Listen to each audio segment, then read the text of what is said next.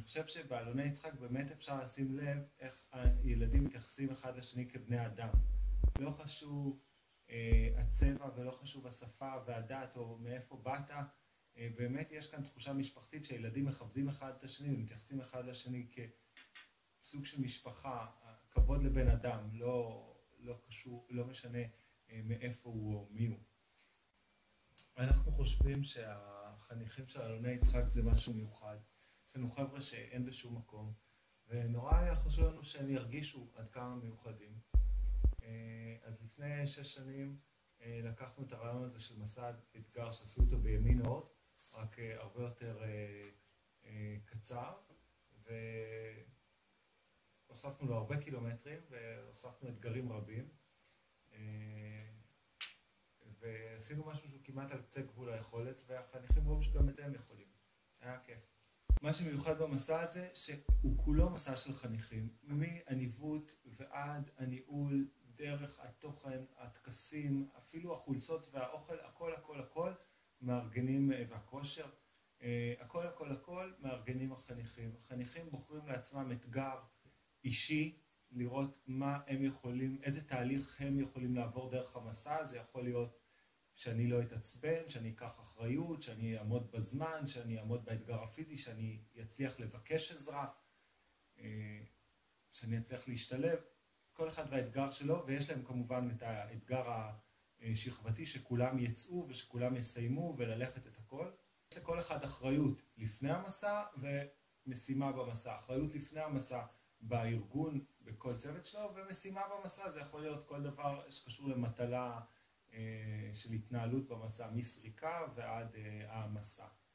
זה מאוד יפה לראות את החניכים עושים את התפקיד של המבוגרים, לא פחות טוב ממה שאנחנו עושים. אתה יכול לראות ילד שעומד מול כולם ועושה תפקיד של מ"פ בצה"ל, מול 100 ילד, כמו מפקד מחלקה בצה"ל עוד לפני שהיה מדריך בעצמו. זה מאוד יפה וזה מעצים, והחבר'ה של השכבה בדרך כלל נותנים את הקרדיט הזה, ושהם לא נותנים את הקרדיט הזה, יש ניסיון בקבלת ביקורת וקבלת משוב. התנסות מאוד מעניינת. אוגס, אני אלון, בכפר הנוער עלוני יצחק, שומרים בין השאר על מסורת משמעותית עבור תלמידי י"ב ועם מסע אתגר.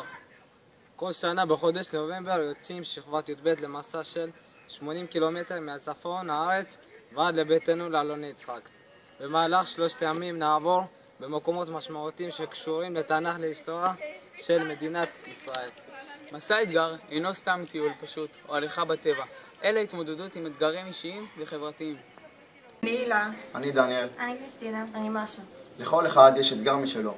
למישהו האתגר זה ללכת 80 קילומטרים. למישהו האתגר זה לעבוד בצוותים. והאתגר החברתי שלנו הוא ללמוד שכל אחד שונה וכל אחד שווה. כתוב בתורה, ואהבת לרעך כמוך, ללא הבדלי גזע, מין, דת ודעה. כאן בכפר כל אחד הגיע ממקום שונה. כולנו ממשפחות שונות ומתרבות שונה. צברים, עולים חדשים, דתיים, חילוניים, נוצרים. אנחנו רוצים ויכולים להביא את השלום לארץ וסובלנות לחברה הישראלית, וזאת המטרה של מסע האתגר שלנו, להבין שכולנו שווים ולהעביר את המסר לאחרים. אנחנו תלמידי שכבת י"ב. אחרי סיום בית הספר מתחילים מסלול משמעותי, שנת שירות וצבא. בידינו העתיד של המדינה, אנחנו הדור הבא. אנחנו תלמידי שכבת י"ב, תלמידי כפר הנוער עלוני יצחק, אומרים לא לגזענות. נולדנו לאהוב ולא לשנוא. Мы родились для любви, а не для ненависти. We were born to love, not to hate. Oleme sündinud armastuseks, mitte vihkamiseks. يتولدنا لنطلع يدلم لنودنا. ولدنا للحب وليس للكراهية. Родили сме се ви любите, а не щоб ви ненавидите. Biz direk üçün jaralganımız biz, biz üçün jaralganımız. Nascemos para amar e não para odiar. Народжені кохати, а не ненавидіти. Wir sind zum Lieben geboren und nicht zum Hassen. Nacimos para amar y no para odiarnos. Min stulitun seretni ne morohundi. Wir sind geboren zu Liebe und nicht zu Hass. Nous sommes nés pour aimer, pas pour détester. נולדנו לאהוב ולא לשנוא.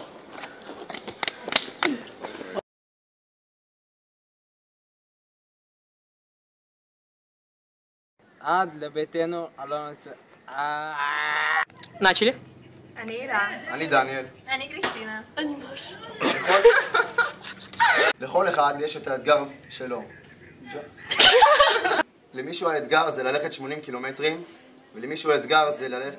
מה זה? כתוב בתורה, ואהבת לרעך כמוך, ללא הבדלי גזע, מין, דת ודעה. לא, בשמו.